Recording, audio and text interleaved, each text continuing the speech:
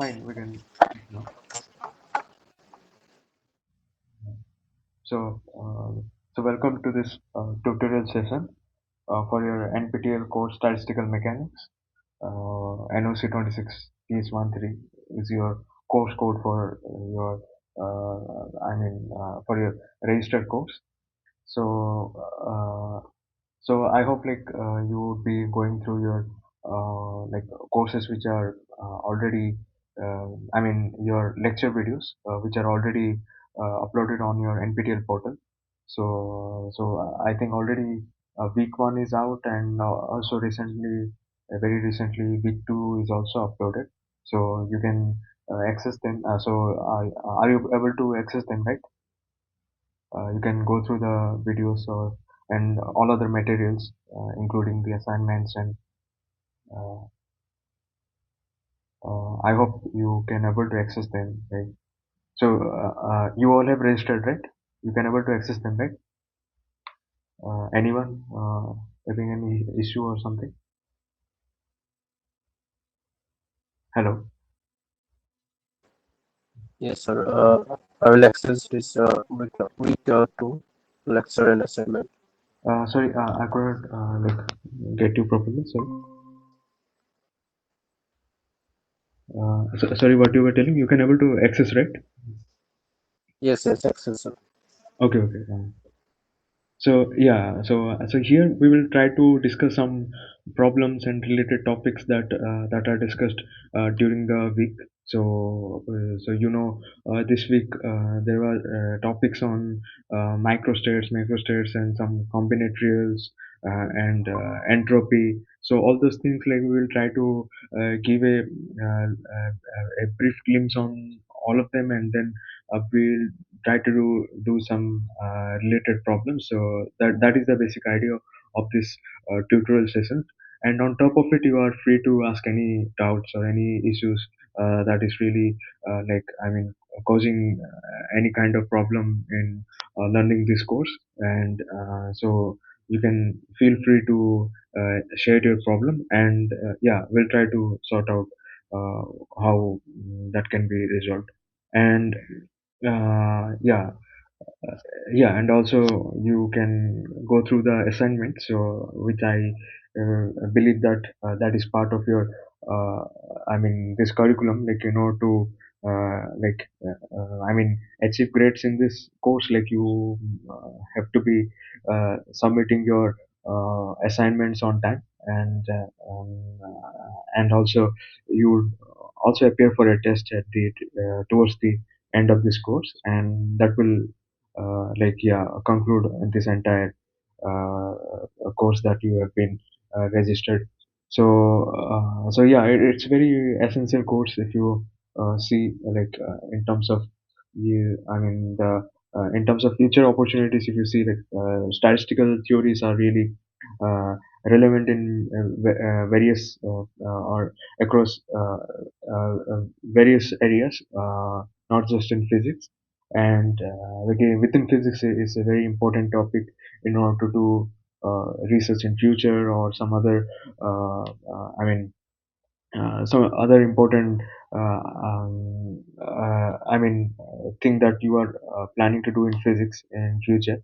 It is still going to be important. So you will see that the statistical concepts that we'll be learning, so it would be applicable right through your journey that you would try to do in physics in future. It is bit essential to cover the basics, which will be covered particularly in this course. So try to go through the lectures, and particularly the lecture videos. Try to finish them. Don't make them delay. If you postpone for later, like, it will pile up at the end. It may get difficult for you to cover all of them in a one go. So just try to get through them on time, and that would be enough for you. And so, yeah, so that was just like some formal information, but yeah, so I hope you already are aware of this information. And so yeah, so we'll today we'll try to discuss some like brief concepts that were discussed during this week, during your week 1 of your of this introduction to statistical mechanics course. So, so yeah, so what you basically understand by statistical mechanics, and like how different it is from the usual dynamical systems that you have encountered or you have gone through till now.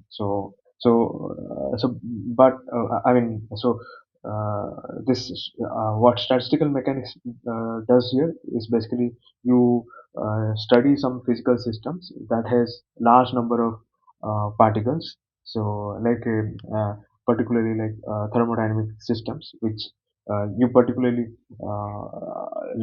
understand thermodynamic systems using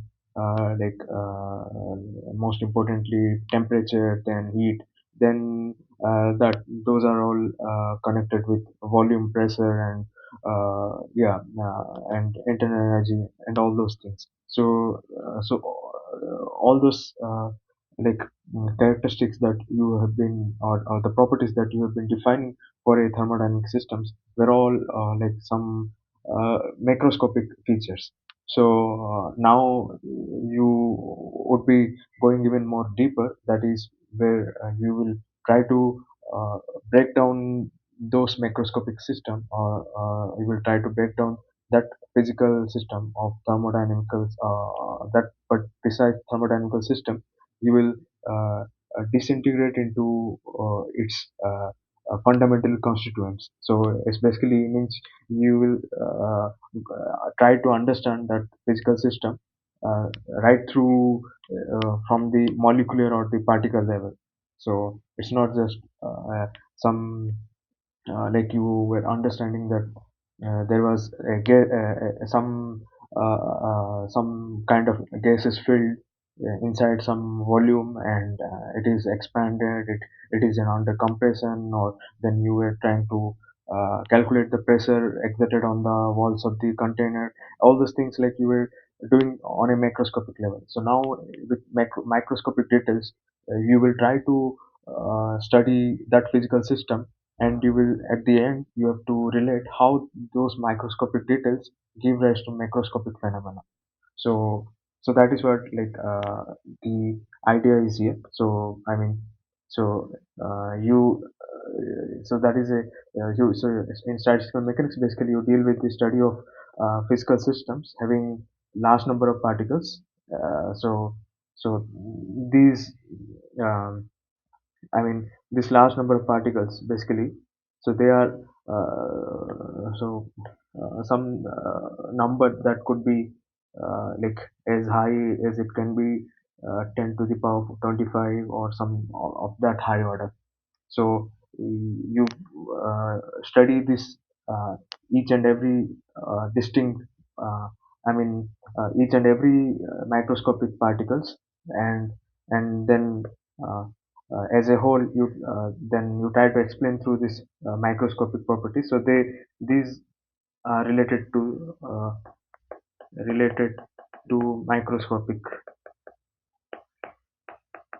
uh, details, and then you try to with this uh, understanding of microscopic details, you explain the macroscopic properties.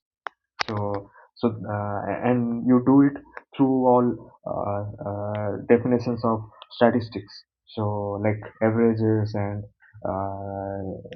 standard deviations and all that.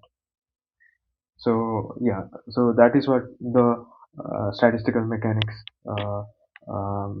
does. Like when you uh, try to understand the physical system from a statistical point of view. So right.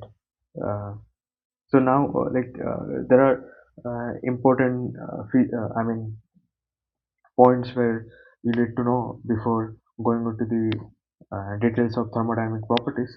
So starting with what are macrostates and microstates.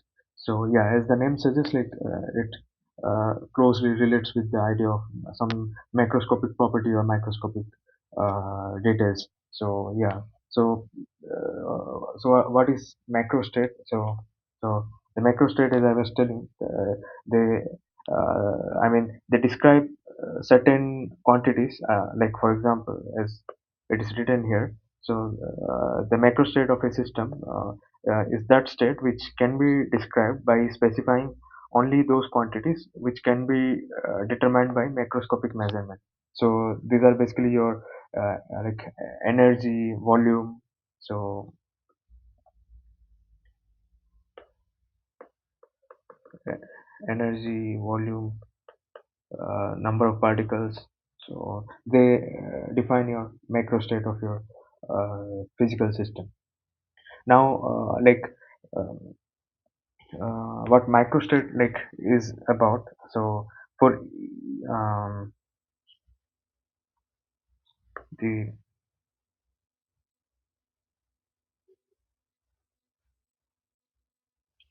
for a let's say for a system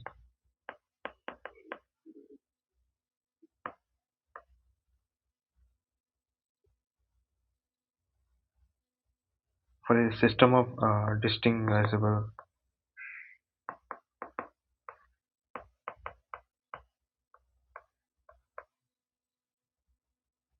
uh, or else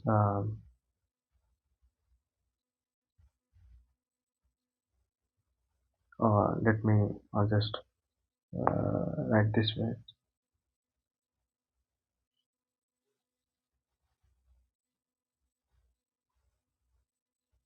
So as I was telling, so here uh,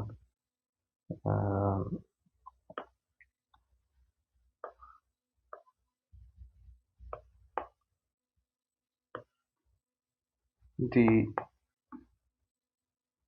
specification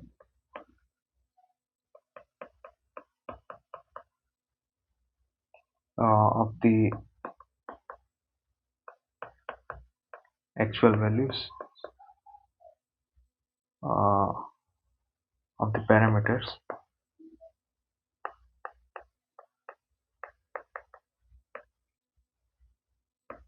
and V and E. So these are your number of particles, total number of particles. N gives the total number of particles, and V gives your the total volume of the system, and E is the total energy of the system. Uh, uh,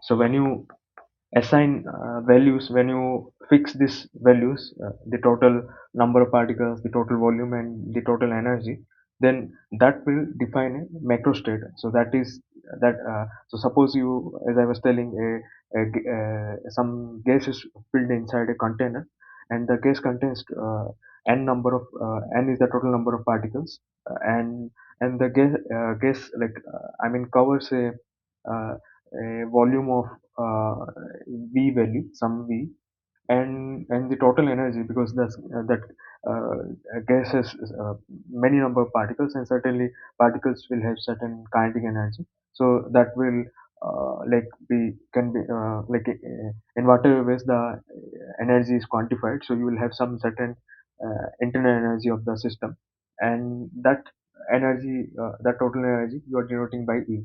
So if you fix this for a given system, as I was telling, the system you take some the system of the gas filled inside a container, then that given system, for that given system, you are I mean uh, uh, um, let me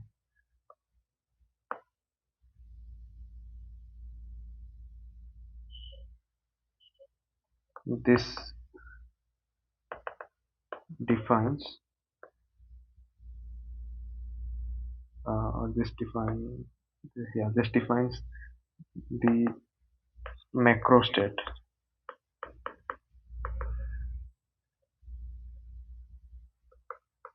of the given system.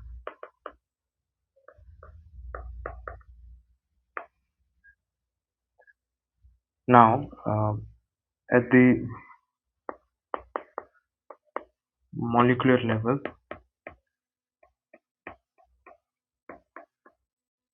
or let me write atomic or particle level,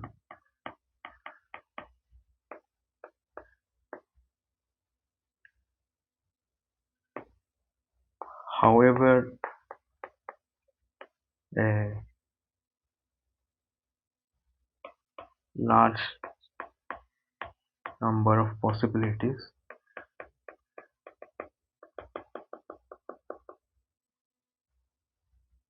uh, still exist,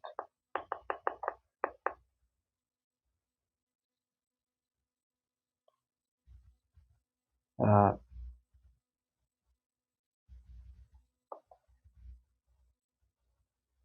uh, there in general there will be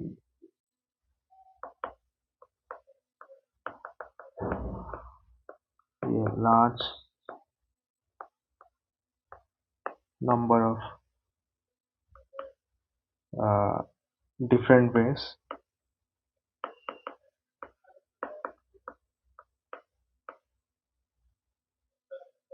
in which the macrostate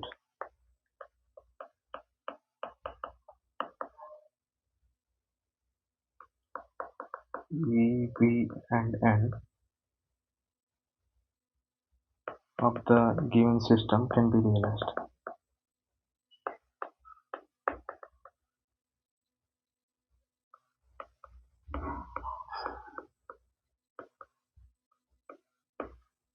So what this says that like this few lines right here. So it says that no matter once, as I was talking about the system of the gas which is filled inside a container of volume V, and the total number of particles inside that gas is some n, that is could be as high as 10 to the power 25 or even more, and the total energy is something E.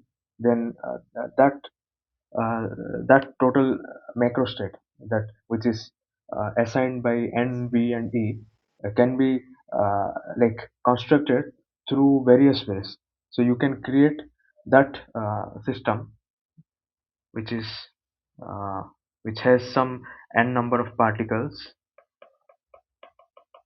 and the total volume of this container is V, and it has total energy E. So this can be constructed.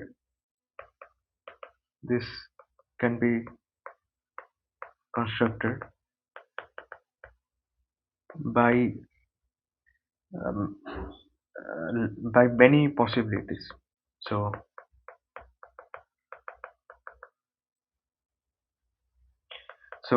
by many possibilities in the sense that I can to, let's say, I'm fixing the total energy right here, or let's say I'm fixing the total volume.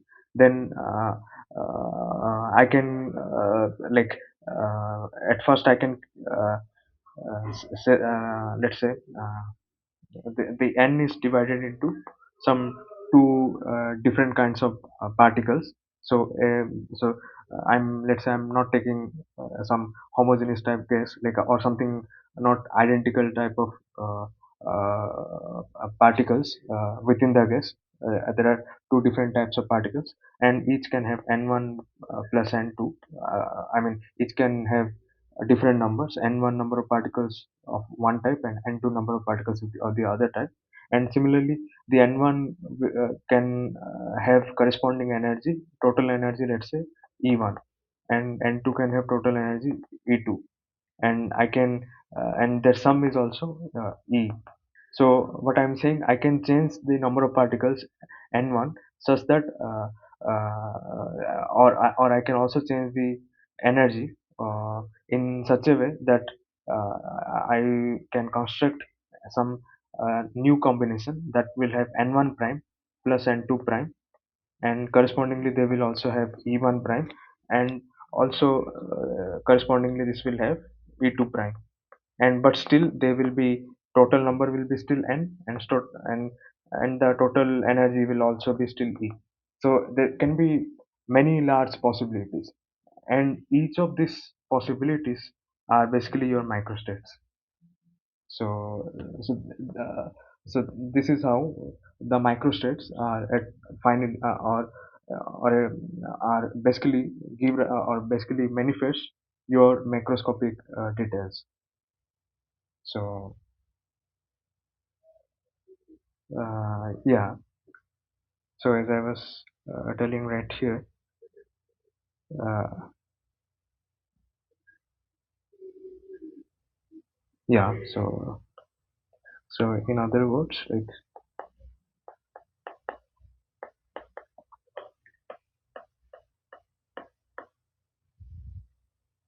uh, there will be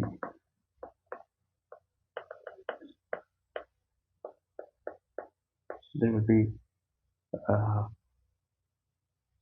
yeah, there will be a large number of different ways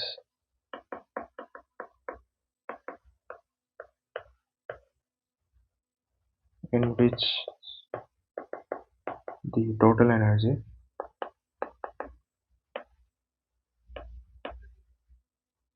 E of the system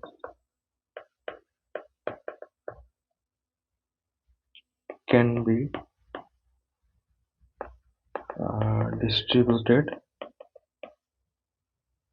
among n particles constituting it. So each of these different ways specifies a microstate.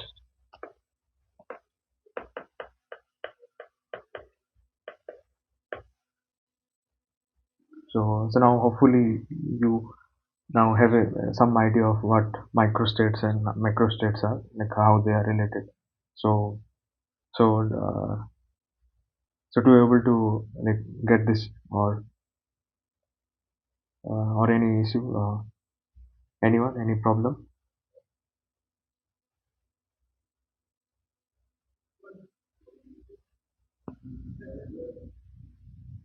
If there's any problem, you can let me know.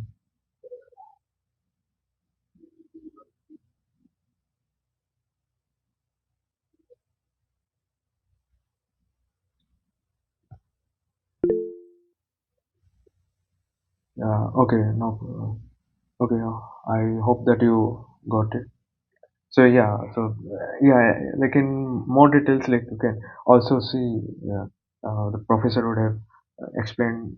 I mean, has given even more better ways to see this. So I hope you go through the lectures if any of you have not gone through yet. So please see them. And yeah, so now we can see an example. Let's say.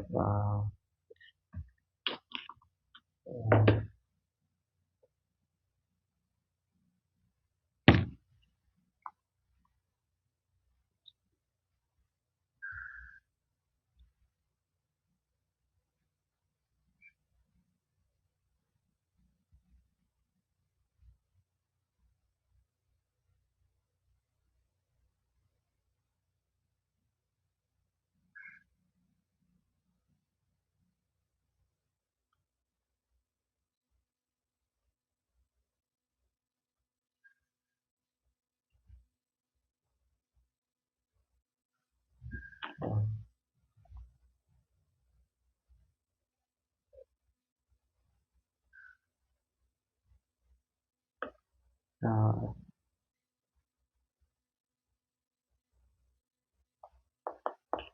Example 1.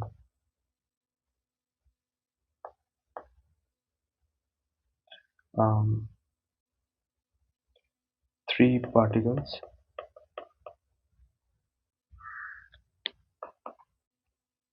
are to be distributed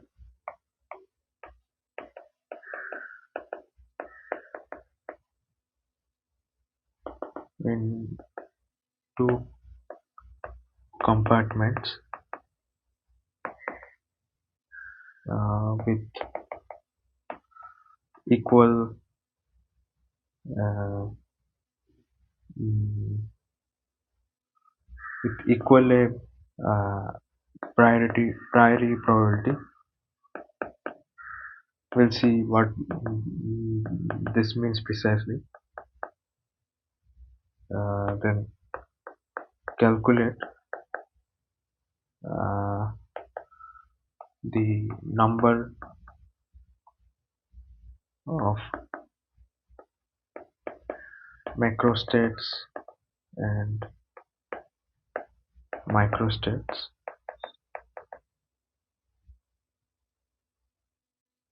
uh, if the particles are distinguishable. Let's say first if they are distinguishable, and second if they are indistinguishable.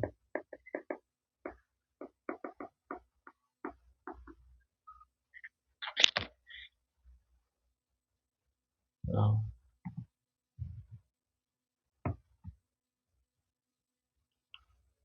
okay.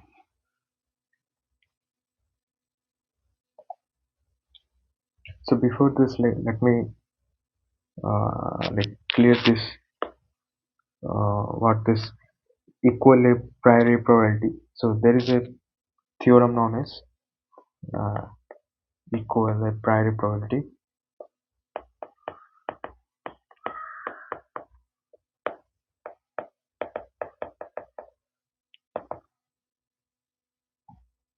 So this means like in any case to a given macrostate of the system,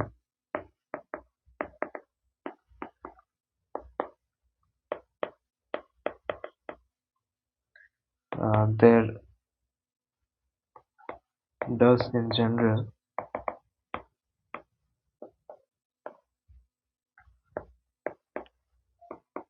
correspond to a large number of microstates. So that is like what we just discussed just few moments ago.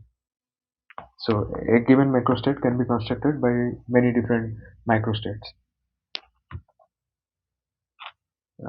large number of microstates,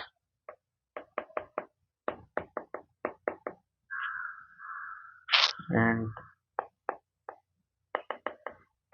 it seems uh, natural to assume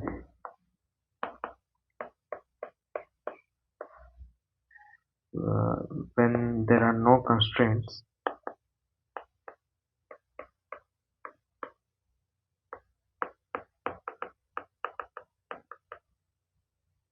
then at any time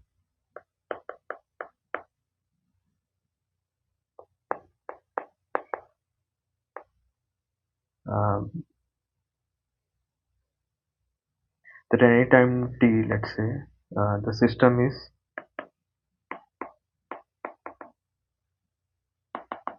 equally uh, likely to be in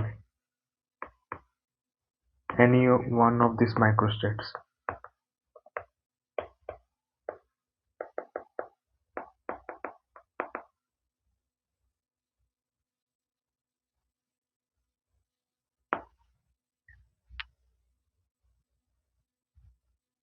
So this is the important point right here.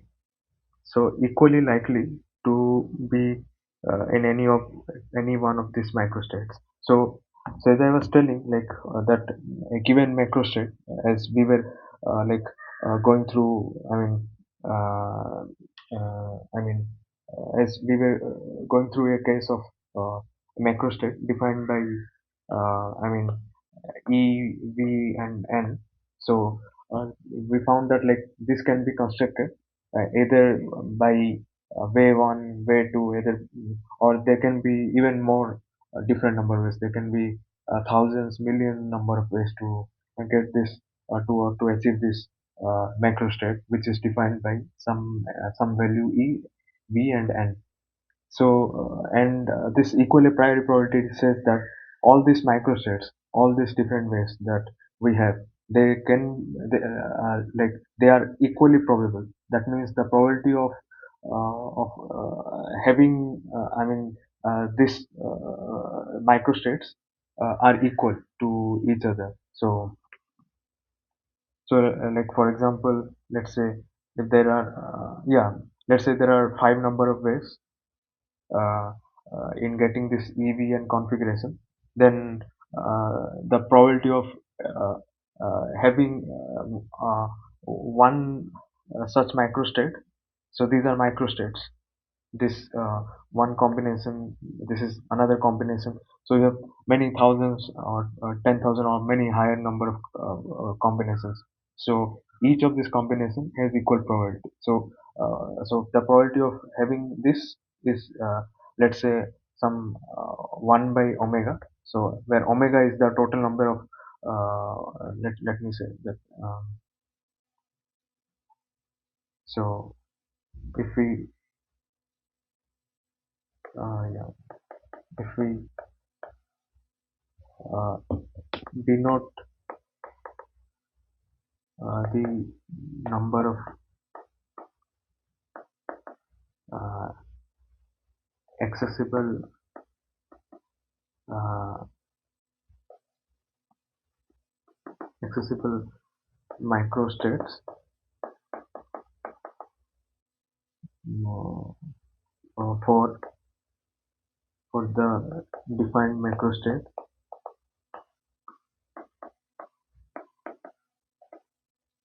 EVN by omega naught, uh, is omega naught, then probability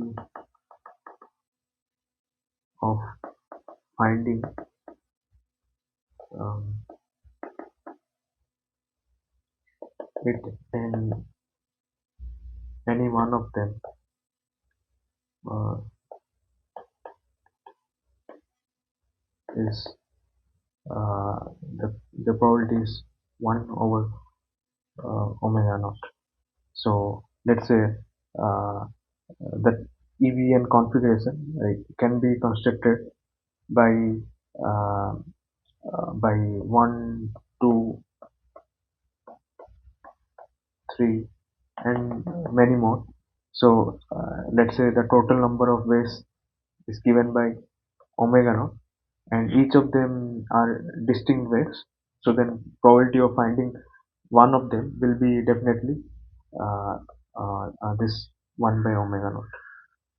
So So this is what equally priority probability means. So keeping this in, so this forms the backbone of this formalism that we will be studying this in statistical mechanics. Yeah, then so we can go back to our problem where we are required to find the number of macrostates and microstates. Uh, so uh,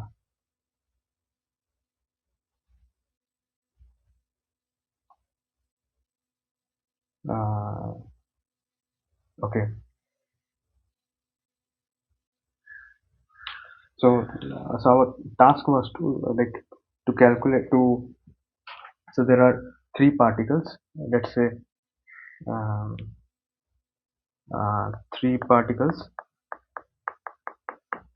At first, let's say they are distinguishable.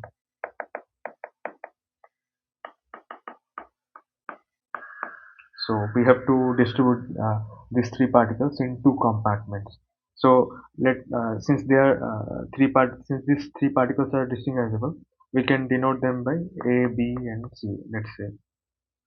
So now we have to distribute them in two compartments. So right. Uh, so how many ways we can distribute them? Let's say uh, first we can distribute uh, um, A A B C in the first compartment, and then um, we can distribute uh, uh,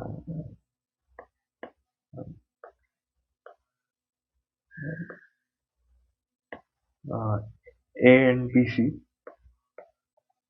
and then um,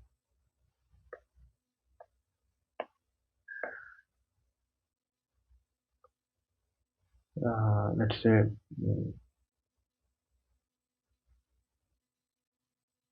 uh,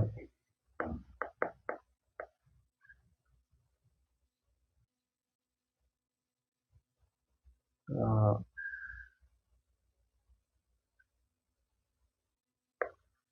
then there is also one more possibility where you can have uh, um, uh,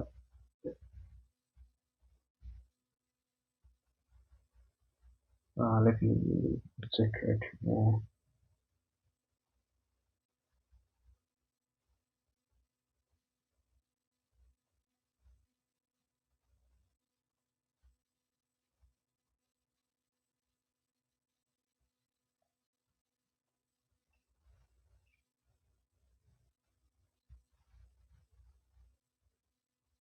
Okay, so let me start again. This is fine. Okay. So yeah, I was talking about like how many ways you can distribute these three particles. So I was telling like one you can put all of them, let's say in the first compartment, and second compartment you can keep it empty, and then you can distribute one in the first compartment and BC in the second, and then you can put all of them in ABC. I mean in the second compartment, all of the ABC in the second compartment, and then there are more combinations. So let's list them out. Um, then you can put AB in one, C in the second. Then you can also put uh, AC in one and B in second. Then uh, you can also put um, what else? B and C in one in the first compartment and A in the second compartment. Then I think some uh, more ways still left. So uh,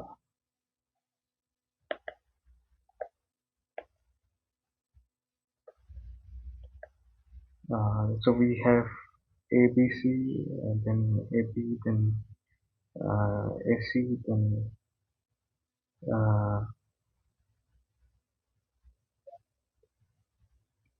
uh, what all other ways are left. So we can also do this where you can put C here and put AB here, and you can put AB here and AC here. So yeah, I think these are all the different ways you can put.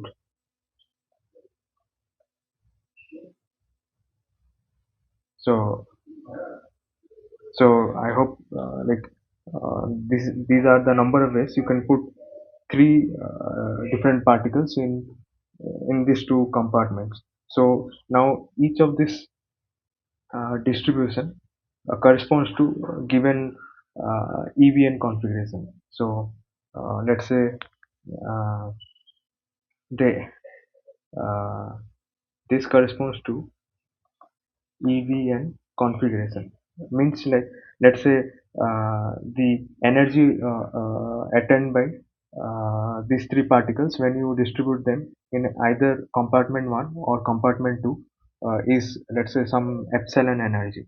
So if you distribute three particles here, so they will have three times epsilon, and let's say I'm saying compartment 1 has epsilon energy and compartment 2 has, um, let's say, compartment 1 is given by energy E1, that is uh, mm, uh, and each of the particles can have uh, energy epsilon. A can have energy epsilon, B can have energy epsilon, and also C can have energy epsilon. So if I'm putting ABC in the first compartment, then E1 will be 3 epsilon and E2 will be 0. So this is your first combination. Let's say, uh, yeah, this is, let me denote this by as omega 1. And in omega 2, you have another combination where you had in compartment 1, you had energy E1 uh, equal to energy epsilon, and in compartment 2 you had energy 2 epsilon. Now you see, like in both these cases, in uh, in both omega 1 and omega 2, the total energy is still kept to be fixed. So the macrostate is always characterized by this E, V, and N values. So and within that uh, fixed framework of this macrostate, so you have different possibilities. So all these different eight possible ways. So yeah, so the number of macrostate here, uh, uh, like sorry, number of microstate in this case corresponds to eight possible ways. Uh,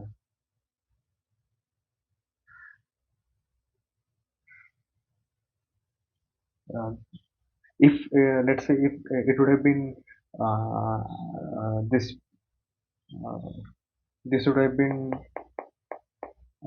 indistinguishable particles. So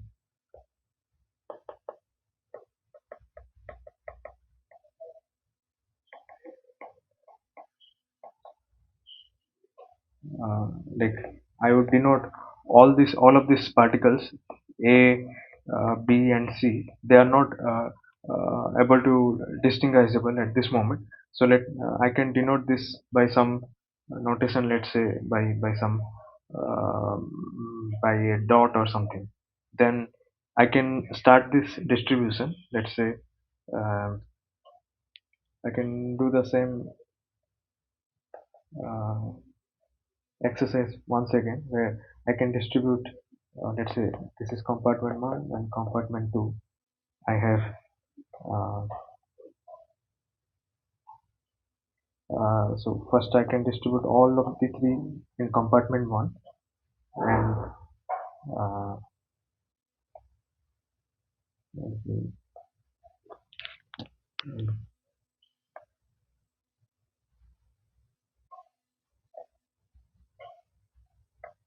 and I can keep the compartment 2 empty. Then I can put two particles right here, and compartment 2 would be uh, like taking one particle, and again compartment 1 would be having one and two particles here, and then you can keep the first compartment free and put all of them here, and yeah, I think only by this much you will have. So there are basically this four ways you can, I mean, there are basically four ways you can do this. So now total number of microstates. So omega I is given by omega I is basically four. So you have four different ways. So now you understand the difference between distinguishable and indistinguishable uh, distribution of microstates. So this is how microstates differ for a fixed given macrostate if you have distinguishable and indistinguishable particles. So or any problem you can ask. So this is quite straightforward. If there is any issue in understanding any of the like small thing also, please let me know.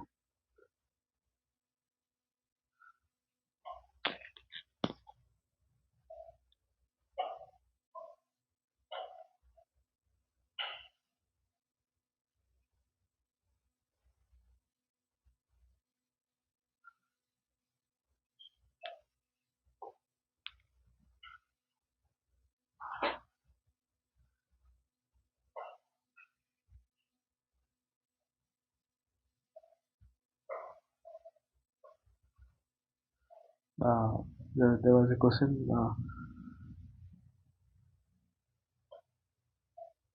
What will the number of microstate and macros? Yeah, so the microstate right here. So you have so in the first case you had uh, uh, so what was the question right here?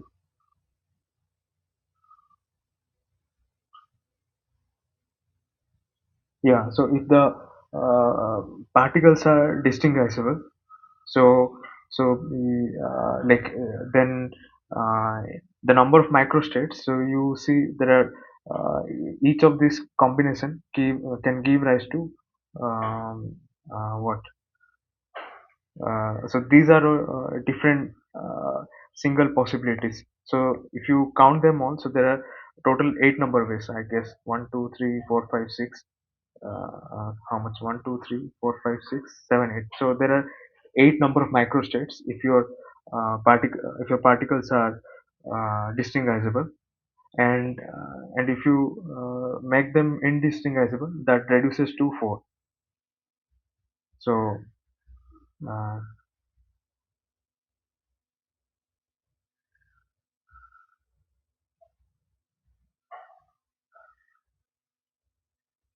uh, yeah. So I'm not.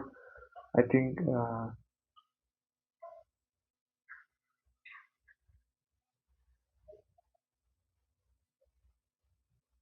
is there anything? So these are eight number of ways. Like so, eight and four will be your uh, the number of microstates.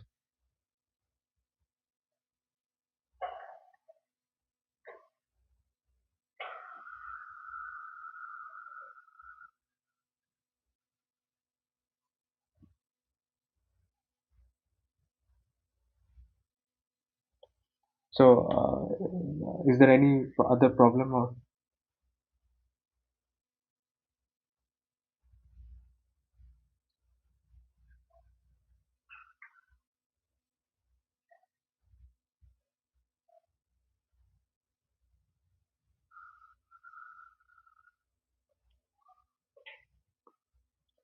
is it clear or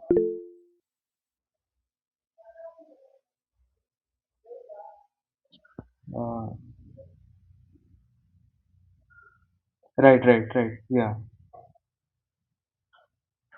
Yeah, eight for the case when the particles are distinguishable, because when particles are distinguishable, like you they have distinct like identifiers. So you can So each of them, so there are theories that you will go through. Like for example, in classical statistical theories, the particles that you will be dealing with, so they corresponds to some like Maxwell type distribution, Maxwell Boltzmann type distribution, which are basically some like a classical distribution where the particles or the the particles are basically distinguishable. But there are some quantum statistical distribution, you will find that they are indistinguishable. So in that case, like you all these three particles are just denoted by like by I mean by single some label or single identifier. So now when you make them indistinguishable, so their number of microstate reduces. So yeah, that is one. Yeah. Then yeah, so this is just a brief understanding of what microstate can give rise to.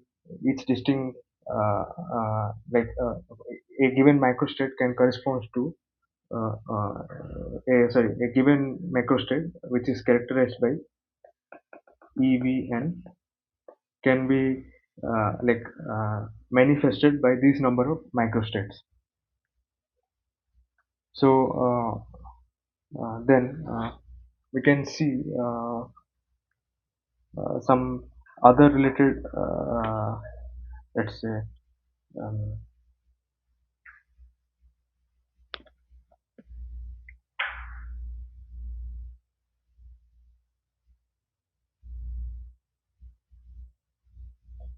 we can see how entropy can be related to this um, understanding of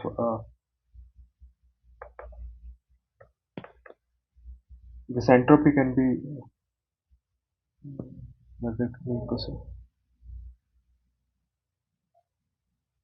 Yeah. So we will be having this tutorial sessions every week.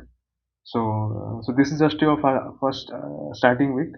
So from next week onwards, like we'll try to go through the like assignment problems like which you will be having.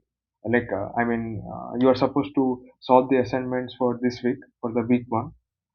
Like you can go through them once, and then like you can follow this discussion, or maybe or better you can go through all the lecture videos and then try to solve them. If you have any issues, you can try to you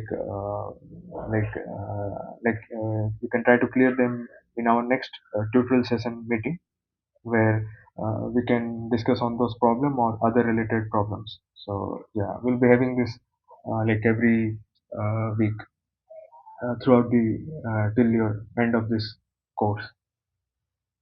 So the timings will mostly going to be remain same. So yeah, so entropy and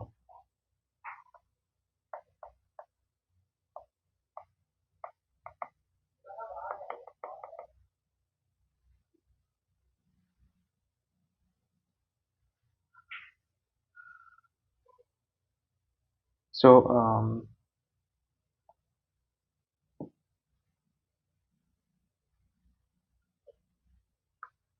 uh, So again, like entropy, you would see, like again, if you have gone through your,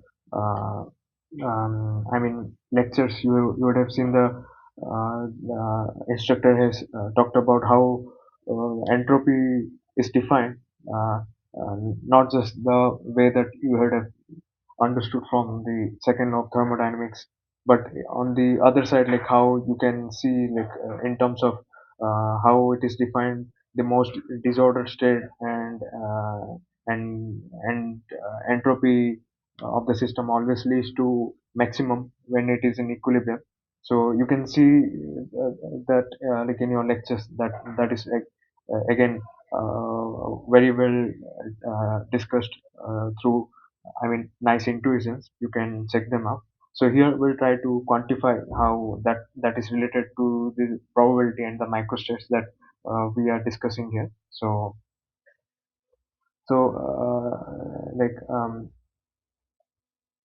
let's say that the entropy that um, I had a question in the initial half.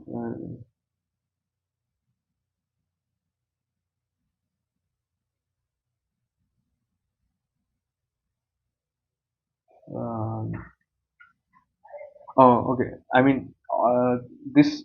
I mean, equally prior probability that we are defining right here. So, why like this is need to be? Uh, I mean, this is an essential condition that says that if you fix the that says that if you fix the microstate, I mean the probability of the microstate, if it is equal for a given configuration of the macrostate, only then you can define this. I mean the thermodynamic properties that we are going to discuss here. So like it will not work if the, let's say, I mean the your microstates are not equally probable. So, like if,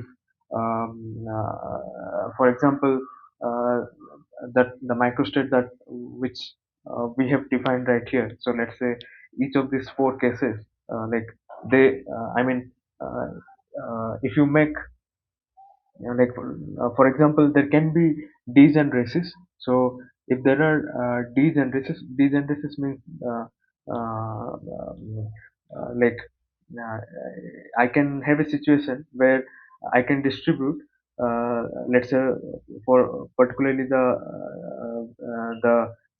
second possibility in two copies, which means I will have probability of getting the first one is 1 over 4, and or let's say I will have the probability of there are a total five number of ways. Here I have shown only four ways. Like there could be one more way as well, which could be repetition of the second. So it would be again 2 and 1. Then I will have, if I calculate the total number of ways, so it would be like 1 by 5, 1 by 5 each of it. But otherwise, or basically, these two are repetitive. I can say that this corresponds to probability of 2 by 5, and all other has probability 1 by 5. This is 1 by 5, this is 1 by 5, and this is 1 by 5. So, so what I'm saying right here, so this will not constitute a something that we will talk about is that is something known as microchemical ensemble. So for that, like uh, I mean, the one which we are discussing is the microchemical ensemble. So where you need to have this equally prior probability should be valid in every time whenever you discuss here. So there are different ensembles. Like we will discuss them maybe in the next week or something thereafter. So so that will, I mean, there you can have the possibility where you will not necessarily have equal probability. So here, like as we are having equal probability, so let me, if I uh, get rid of this final, I mean the last repetitive part. So uh, all this now corresponds to equal probabilities, one by four, one by four, one by four.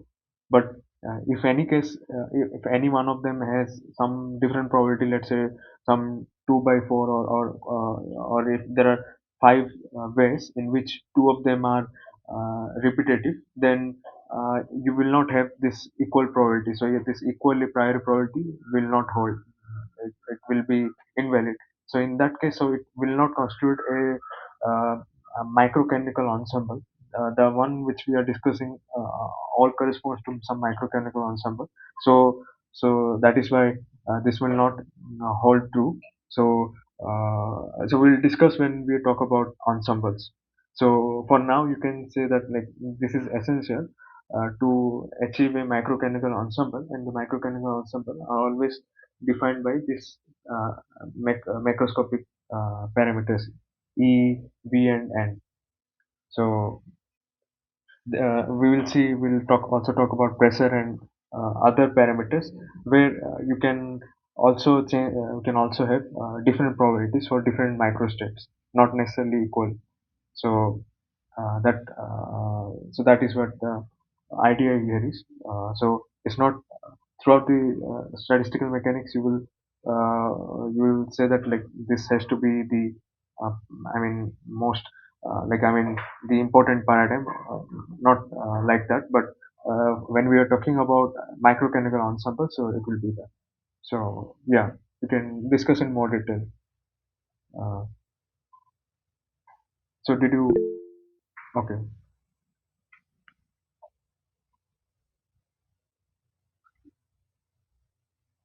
uh,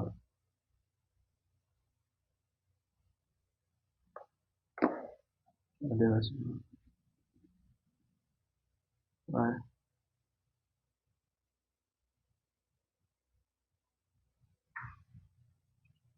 okay, so no constraint means like that is what I'm trying to say. Uh, so if I'm let's say there are two compartments as we were discussing right here, and I'm saying that let's say if the uh, mm, let's say if the compartment like one has some uh, um, has some energy E, and the compartment 2 has uh, energy 2 epsilon, then if you will find that like I mean this will not correspond to a equally probable I mean this will not hold this uh, equally prior probability postulate. So so you will find that when you impose constraints like this equal probability of each of these um, microstates will not be valid anymore. So that is what by constraint it means. So when you impose some condition like on the microstates, so if you do not impose any conditions on microstates, so so that will be in that case you can have equally prior probability. I mean that will hold value. So that was my point. Like so, this I mean compartment one, compartment two, like I'm uh, identically specifying them, but they are distinctly uh,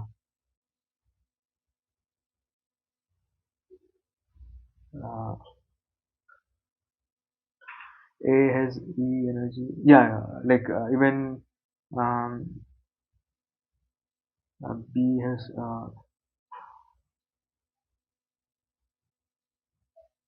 no, in indistinguishable case like ABC will all of them will have the same energy. But I'm saying that while distributing these three particles, like one, I mean, this compartment one, I can, if I'm putting some constraint, if I'm putting some condition on this compartment one, or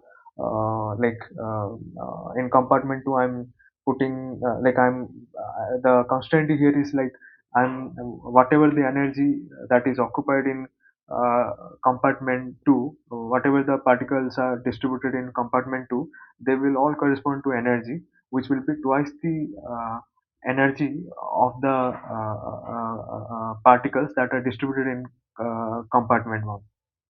So like this condition is ever stable.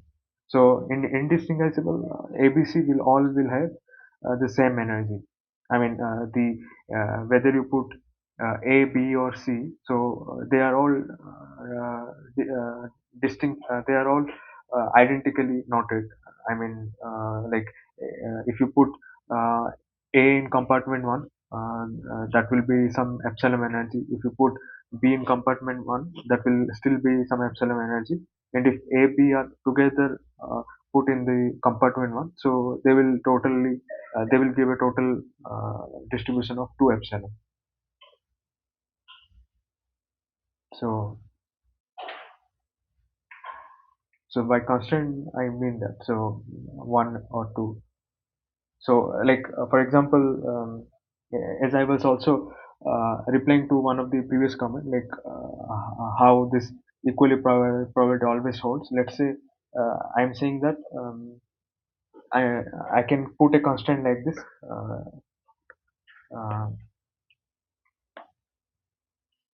uh, as I was discussing right here, so I have this same exact thing.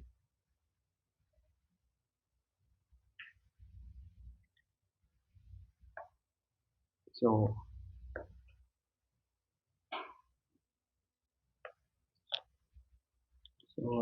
right.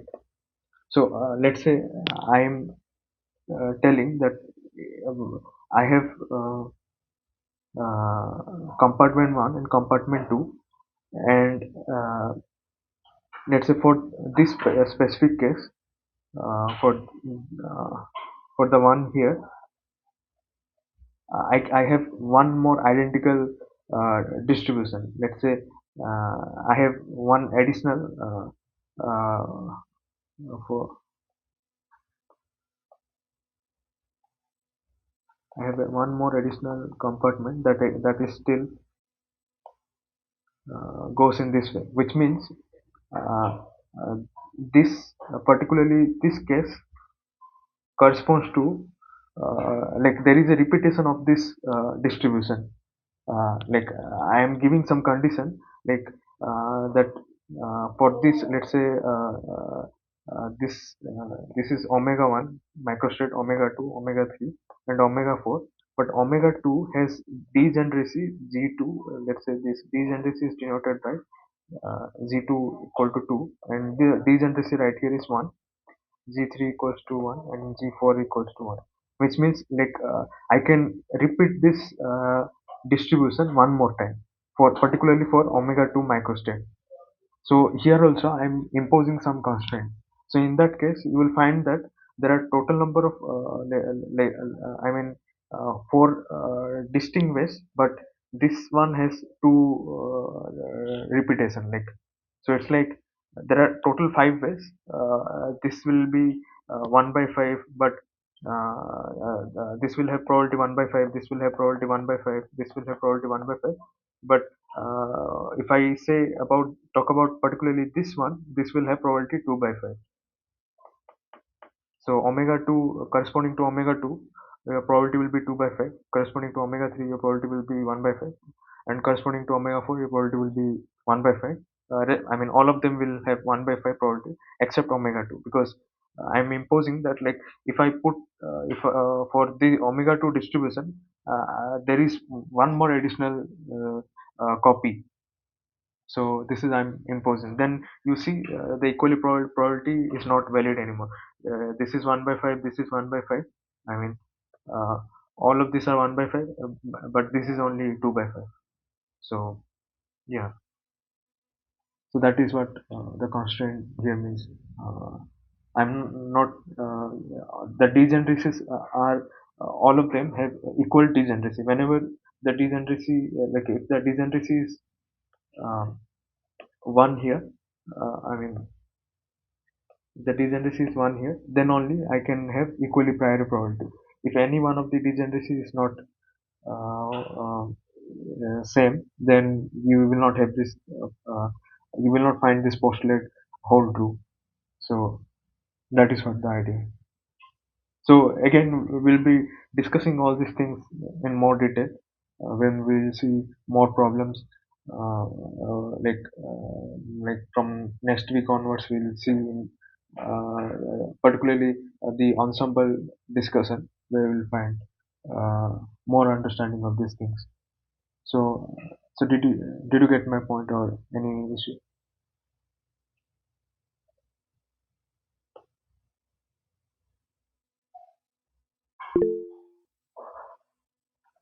Okay,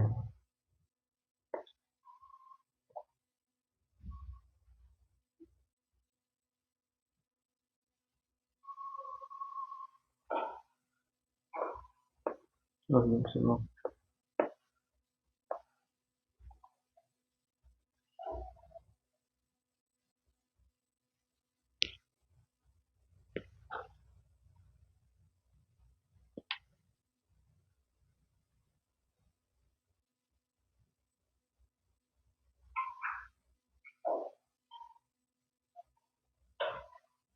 okay, so we'll be discussing about entropy, but before that, I was talking about something. Uh,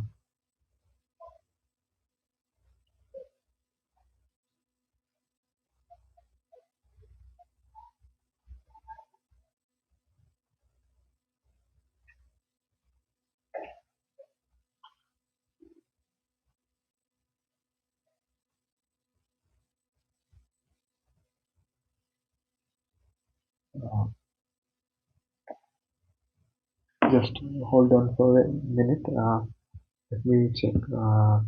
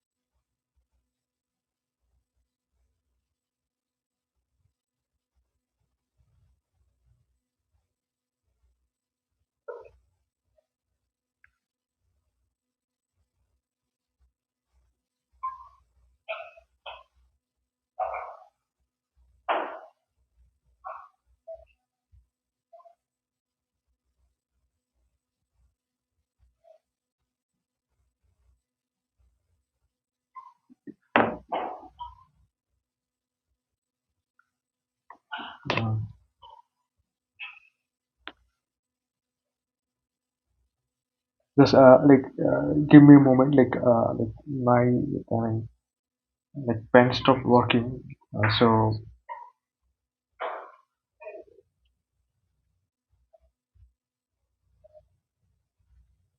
uh, just give me just couple more minutes. Sorry for that.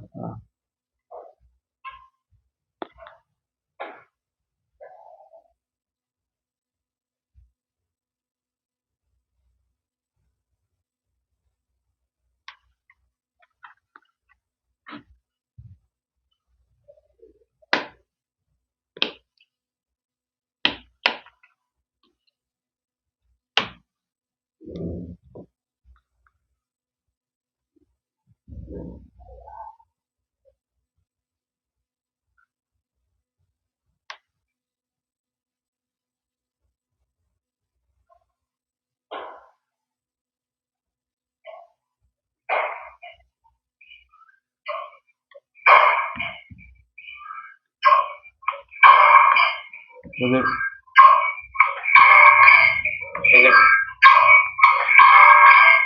is there any?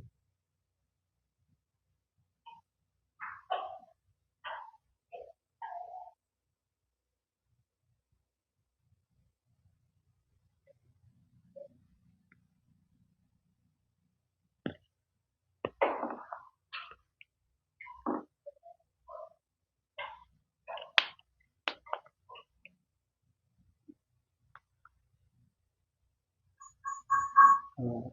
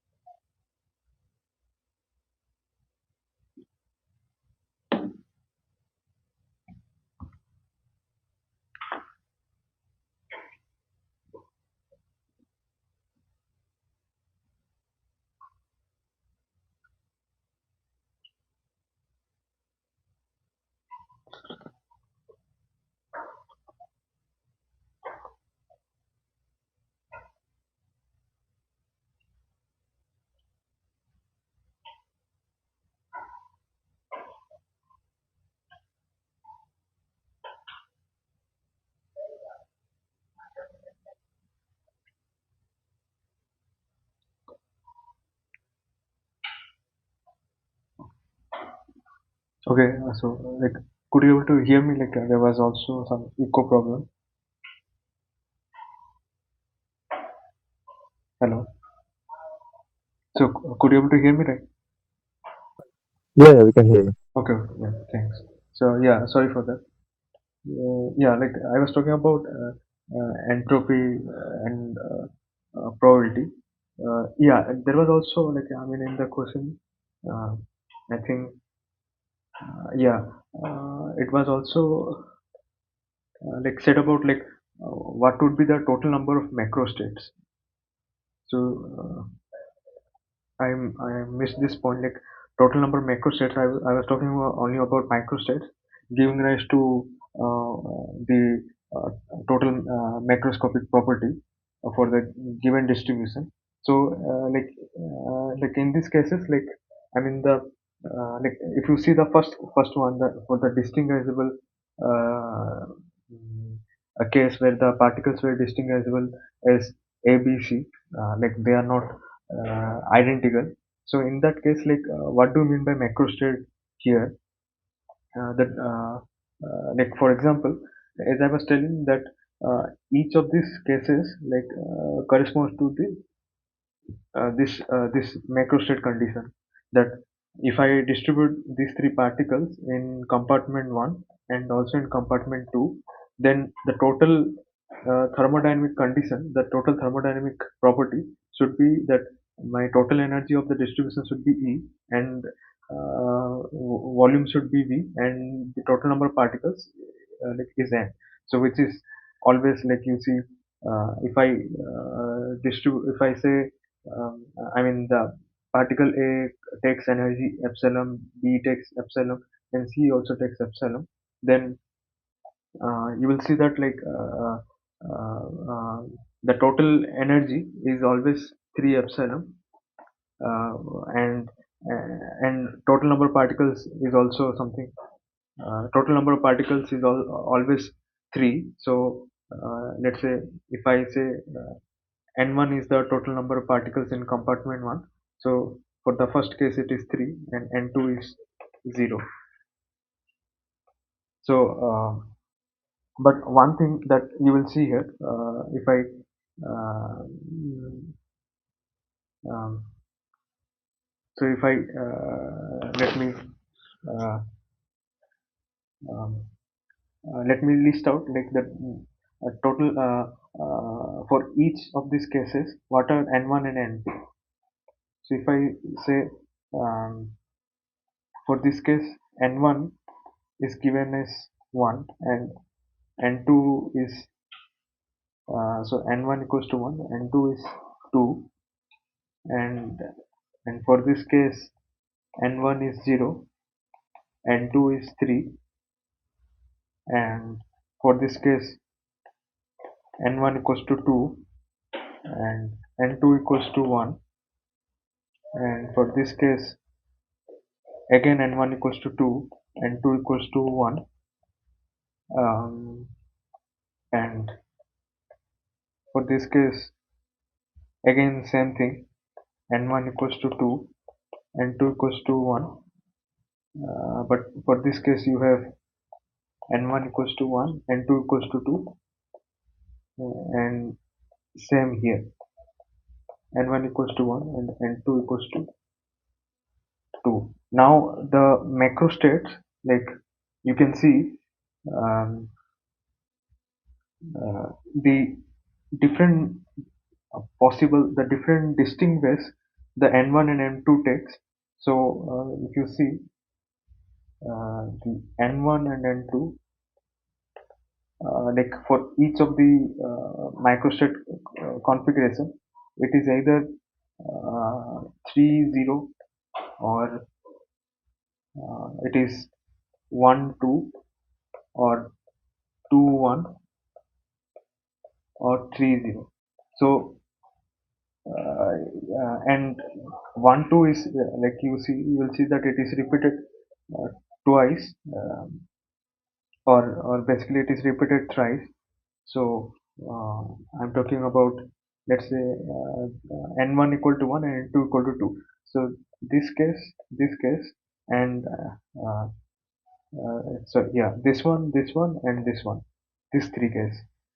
So this is repeated thrice, and this is also repeated thrice, and so now you have total. So this is only once you get. This is only once you get. But this n1 n2, these four distinct cases corresponds to your macrostates. I mean, your macroscopic property is still EVN, but the way you are defining, I mean, how much N1 and N2 can be, how many number of different N1 and N2 ways you can have, that is defining the number of macrostates. Uh, but you are still uh, keeping the macroscopic property fixed. So so the macrostate for the case one, when the particles were distinguishable. So you have, I can, maybe I should write here. Uh, so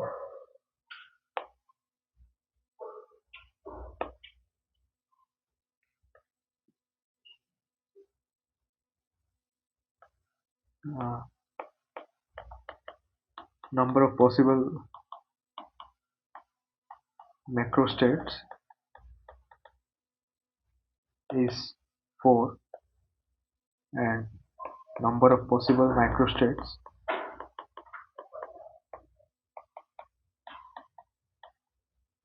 is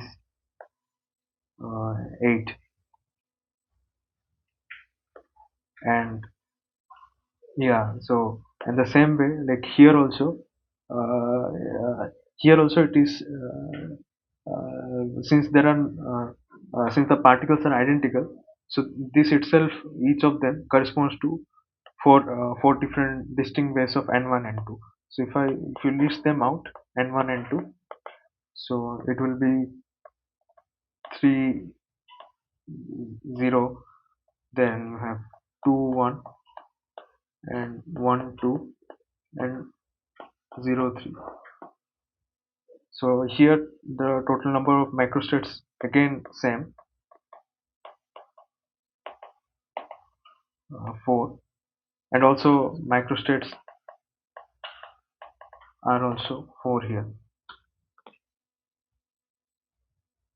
Uh, yeah, but only the number of microstates were 8 in when the particles were distinguishable.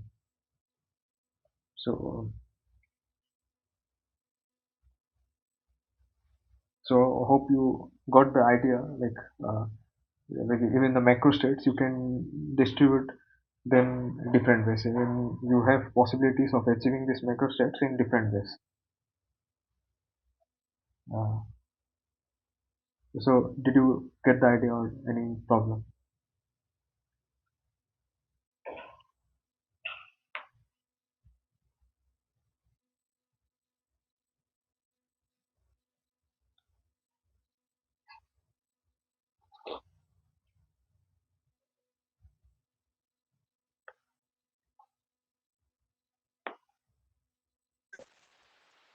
Would you please scroll up to distinguishable one? Okay, okay, yeah. Thank you, sir. Oh, okay. You're trying to note them.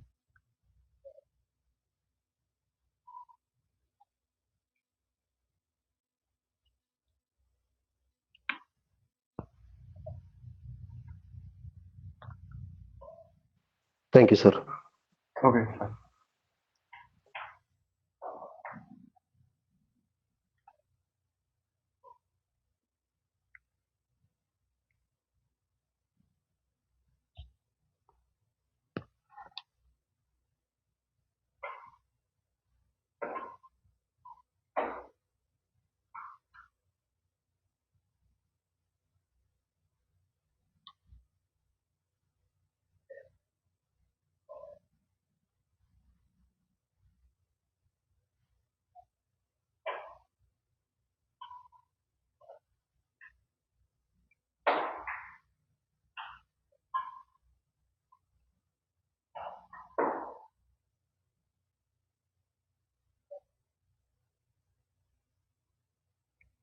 Okay,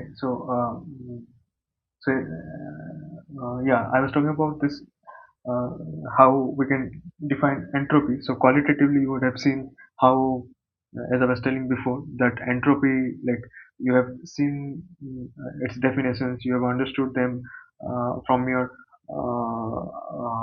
like knowledge about the second law of thermodynamics, and then further, like, if you see the lectures that are like already there in your portal, so again, those are again very well understood through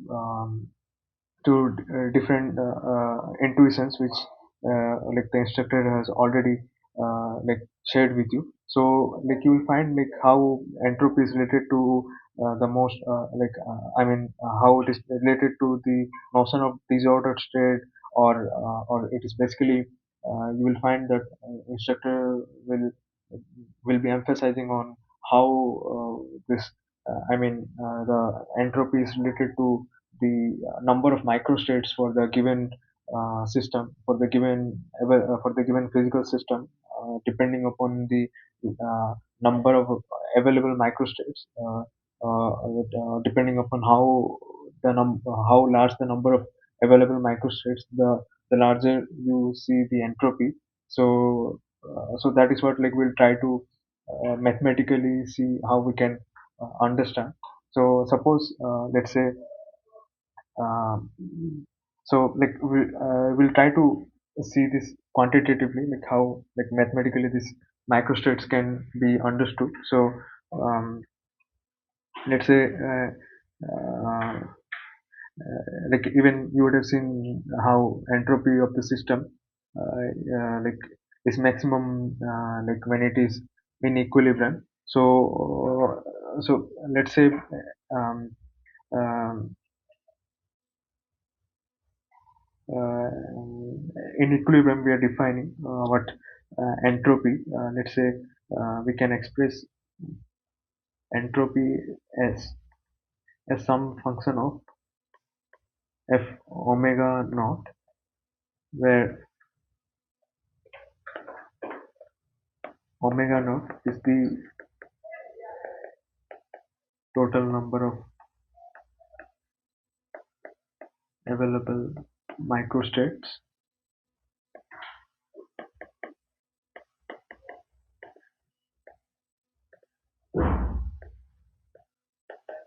for the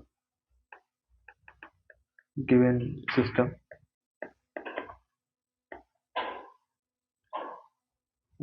Then uh,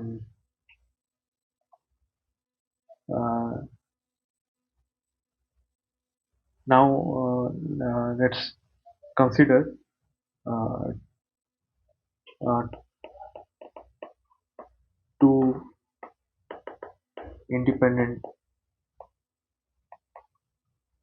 uh, systems having entropy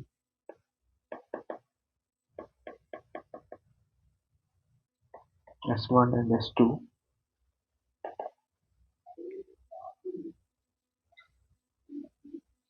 So the entropy of the combined system, if you see, entropy is an additive quantity, like from your thermodynamic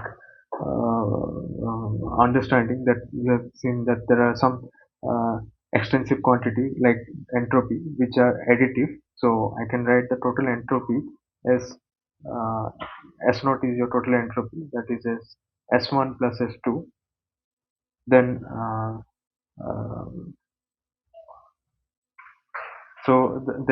I can also write the total number of um, available microstates. So for system 1, I have total number of microstates, let's say omega 1. System 1 has total number of microstates omega 1, and system 2 has total number of microstates omega 2. And you will find that, like, the combined total number of waves like will be omega 1 and omega 2.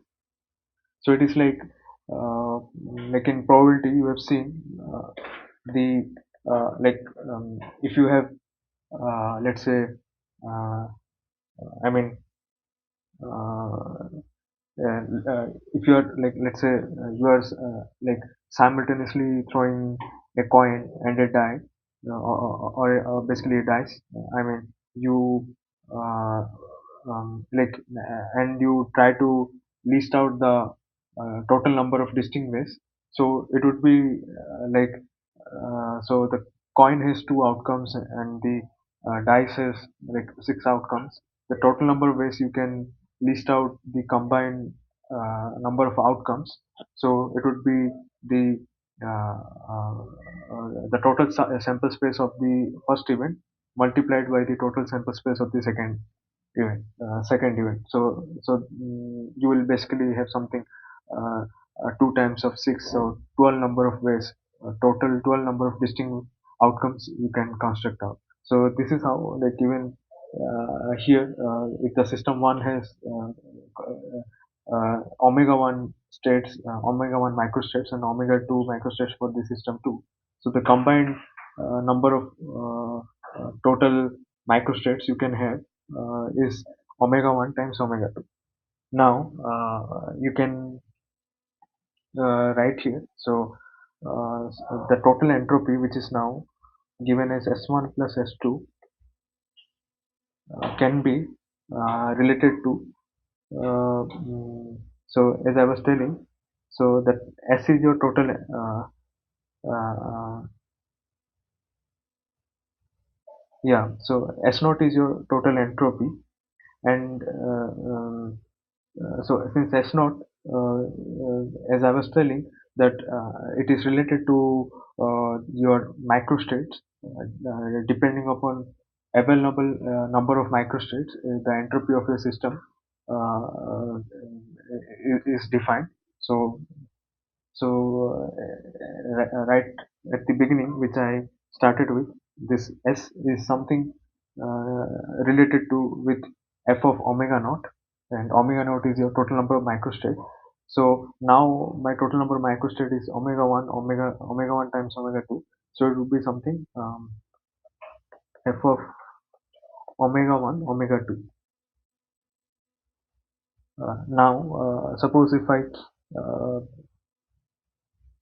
let's say, yeah, or this is, I can also write, uh,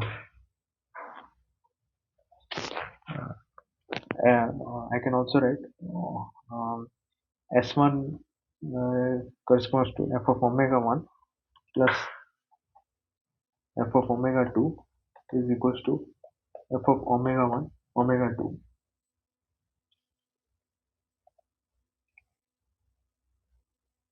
Right, then I can take derivatives on both sides, let's say with respect to omega 1.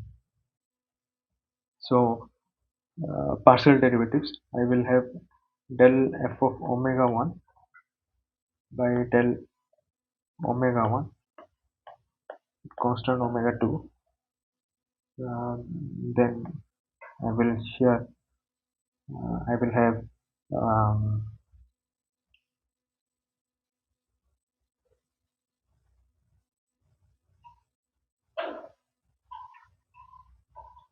uh, so here also I will have something f of uh, uh, del f of omega 1 omega 2 with respect to, uh, let me just again, like, my pen stopped working.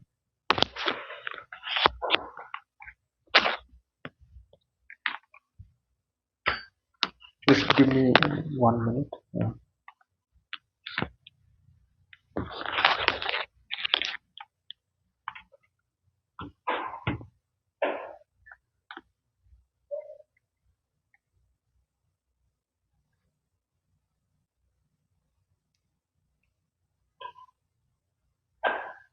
Yeah, so yeah, I was taking derivatives with respect to omega 1 on both sides, and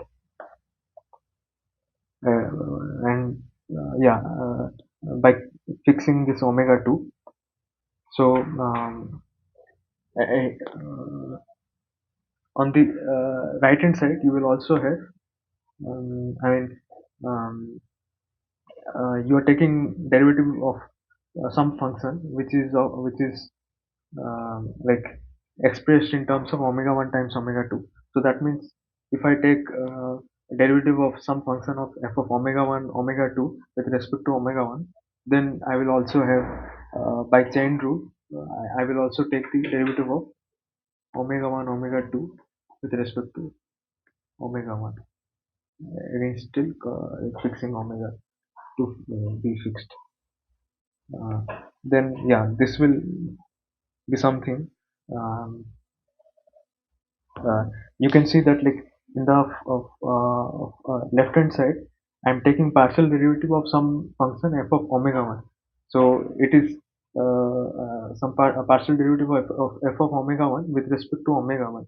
That means f of omega 1 is purely made of only omega 1, so it will become total derivative. Like, I can write directly df omega 1 instead of partial d. I can write this d total derivative df omega 1 by d omega.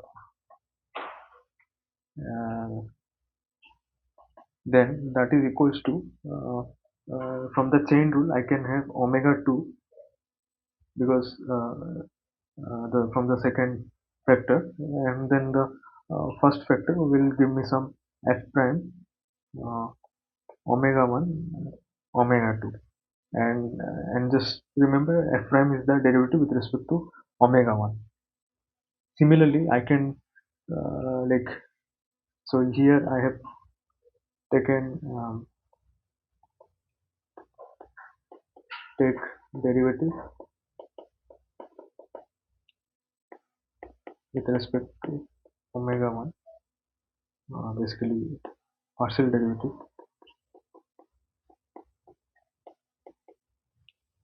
uh, and keep omega 2 fixed. Now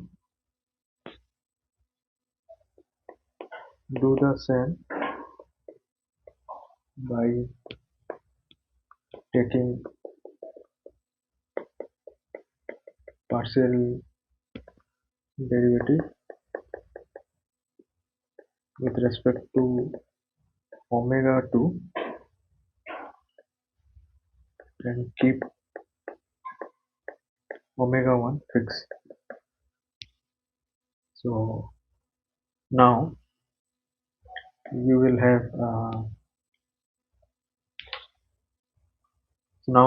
this uh, expression df of omega 2 with respect to d omega 2 omega 1 f prime omega 1 and omega 2.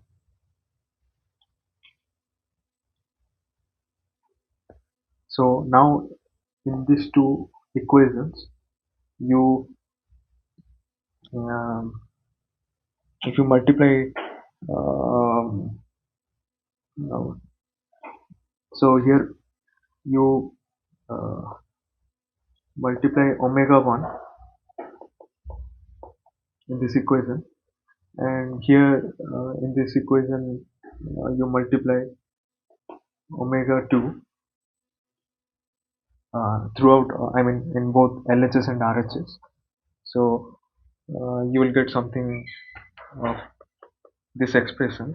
So omega 1 df omega 1 d omega 1. So from here you will get,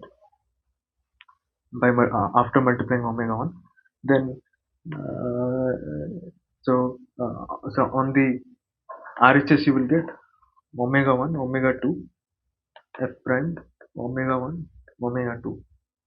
And so then similarly you will get omega 2 df omega 2 d omega 2 equal to omega 1 omega 2 f prime omega 1, omega 2.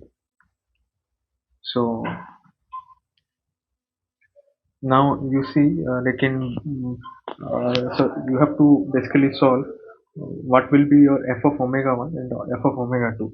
So it's like solving like partial differential equation, since you are having omega 1 and omega 2, like this is here the total derivative which I have written, I have, that is precisely what partial derivative is also, because since uh, I was finding that f of omega 1 is purely a function of omega 1.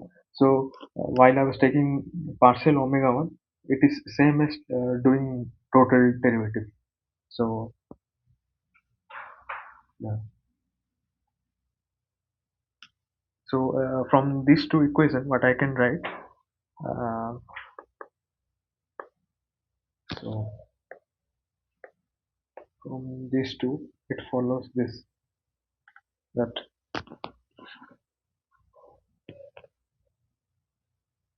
um, omega 1 d f of omega 1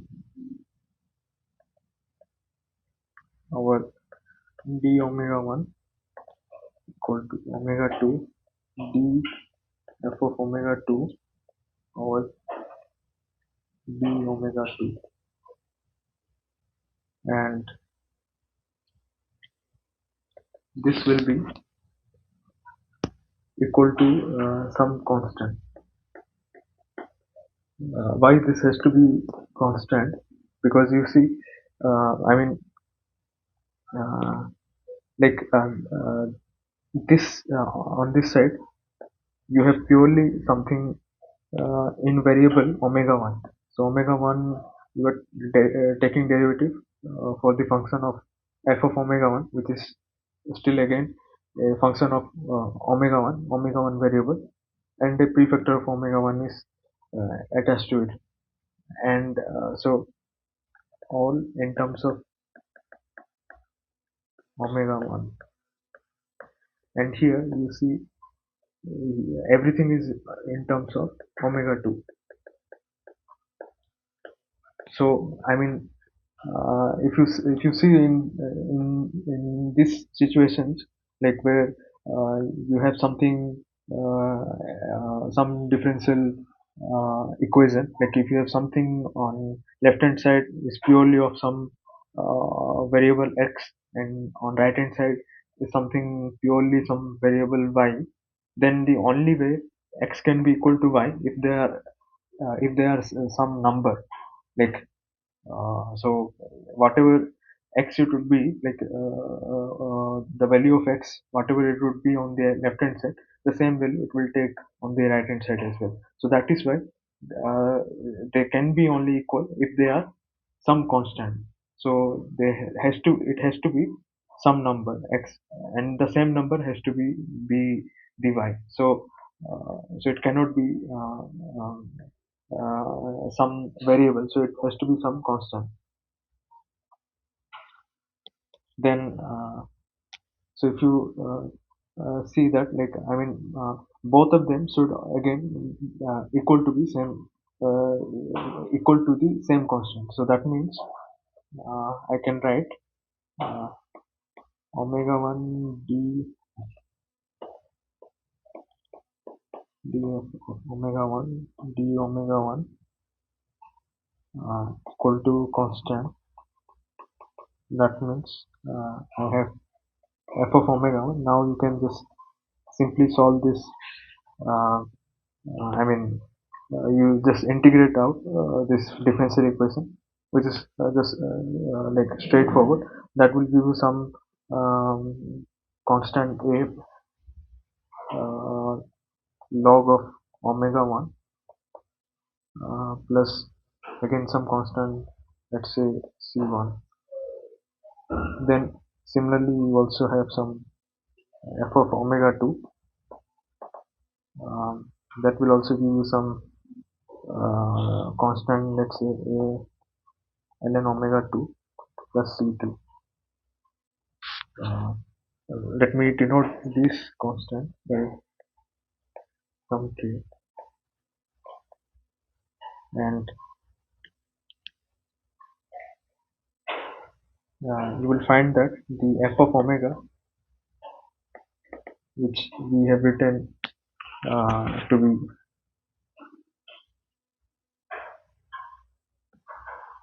uh, yeah, this f of omega, uh, which we initially started out, is the entropy S.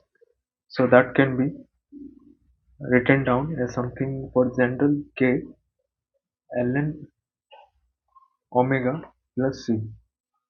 So this is how you can see, mathematically you will see how entropy can be related with logarithm of number of available microstates. So like we can see some this k is like, you will find that it is some like universal constant that is same for all like physical system that you will work on. So this is known as your uh, Boltzmann constant, and this is derived basically by Boltzmann. So yeah, and and if you see that, like whenever you have less number of microstate, let's say your number of microstate for a given system is like omega is one, only one available microstate, then your entropy is basically I mean zero, or basically or some constant, just it would be some number. But if you increase this omega, you'll find that your entropy will also rise.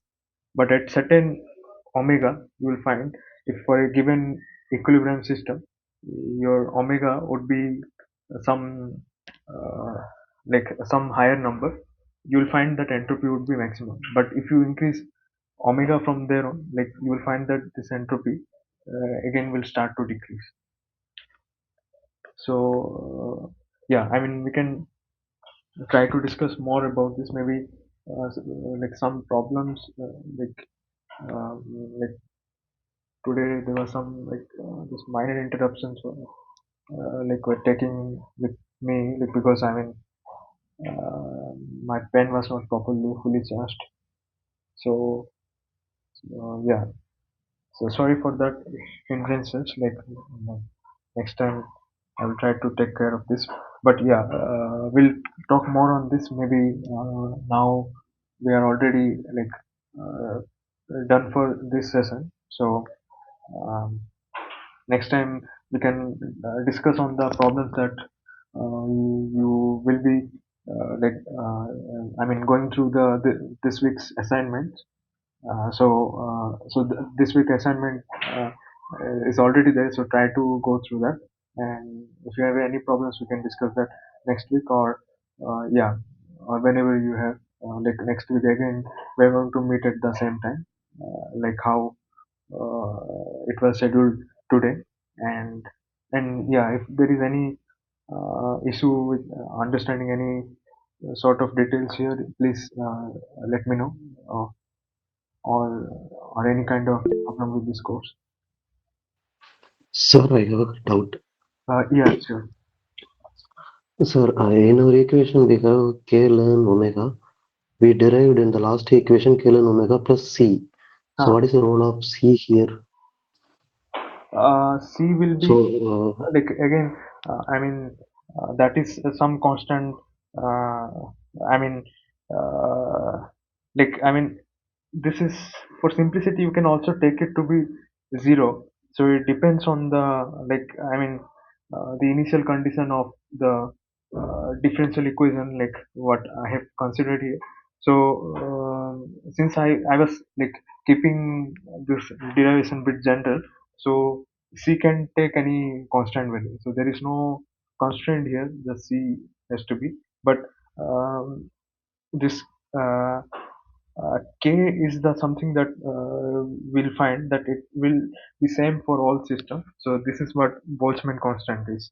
So C can be zero or could be any other number also. So that depends on the initial condition. So it's basically Thank you, sir.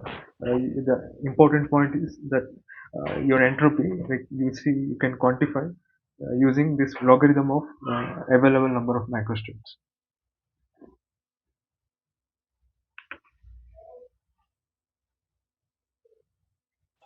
Thank you very much, sir. Yeah. Okay. So if there's any more questions or any doubt,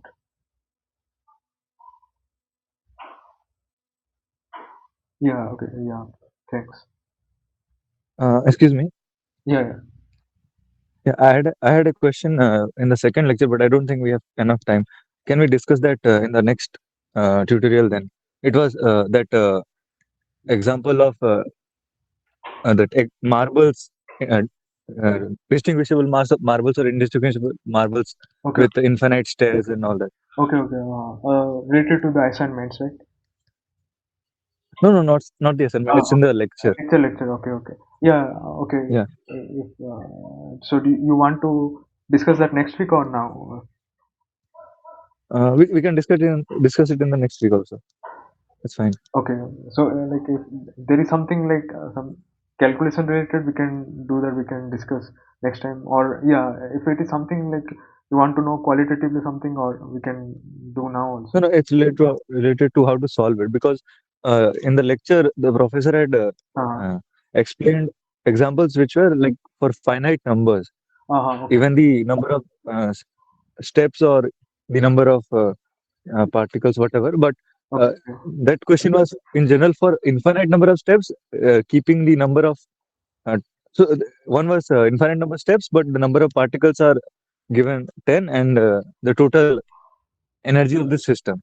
Acha. These two were the Frobenius that special equations, and we had to solve it to get in.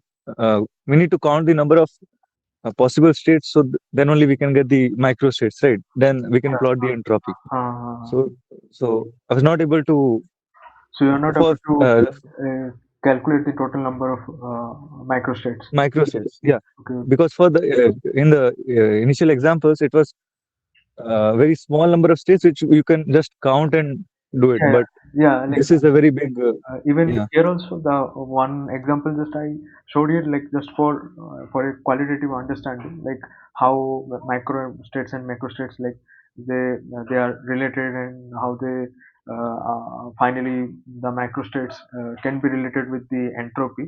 So just I have showed a brief like overview, like how using a very like a simple example, but in general, like to get the number of microstates, the rule is quite similar to the combinatorials or permutation combination that you normally do. So that is what you require here. So maybe we can also discuss some more related problems on that, so that you can, for any given situation, you can calculate the number of microstates using the combinatorial algebra, all that. So we can do that. Yeah. Maybe next time I yeah, can yeah, give some examples related to that, and also we can discuss that specific case which you are talking about. yeah, yeah, sure. Okay. Yeah, thank you. Yeah. Yeah. Yeah. Okay. Yeah. If there's any other question or something, we can uh, do quickly now, or if something elaborate, if you want to know, we can maybe do next week, or even like if you urgently want something to know, you can speak here, or if not, we can meet next time. Yeah, we can meet next time then. Okay. Okay. So then if there is no more uh, like queries for today, so maybe we are done here. We can meet again next time. So see you next time. So bye. Yeah, yeah, thanks.